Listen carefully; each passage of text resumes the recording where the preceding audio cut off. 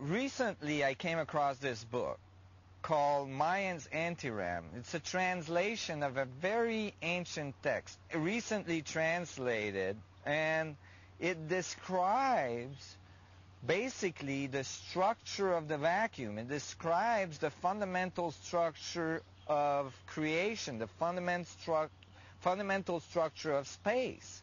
And it says that it is based on a 64 grid, 64 squares of space. And you know that I have come to conclude that the fundamental structure of the vacuum is a 64 tetrahedron grid.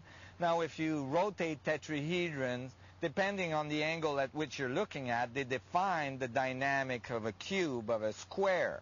So to find this in a very ancient text is an amazing thing. I'd like to quote a little bit of what was written at the introduction of this book by the translator. From the introduction by Dr. S.P. Sabaratnam, entitled The Science and Technology of Manduka Mandala, he states, to sum up the principles of the frames of 64 squares as expounded by Mayan in this work. The frame of 64 squares is the graphic and atomic structure of the whole cosmos.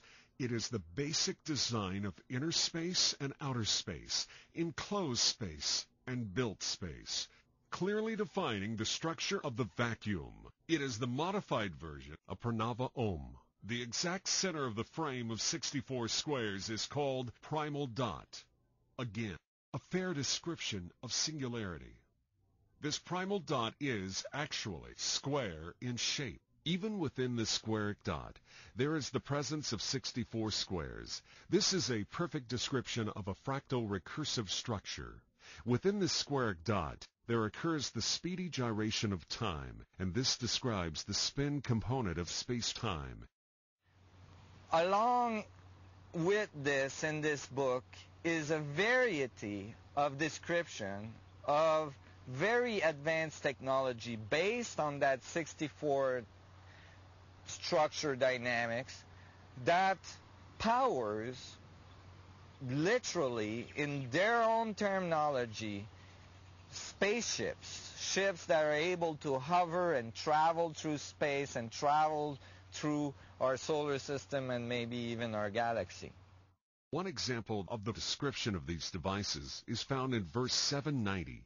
It reads, "The primal central squaric dot is associated with all the energies of space fields. The treaties dealing with the construction of spacecraft explain through science and technique of central dot, time measures, and 64 squares, various features of the aircraft such as the structural pattern, speed control, wheels, fitness of pilot, exact position of pilot, fly course in the sky, swiftness of time, etc."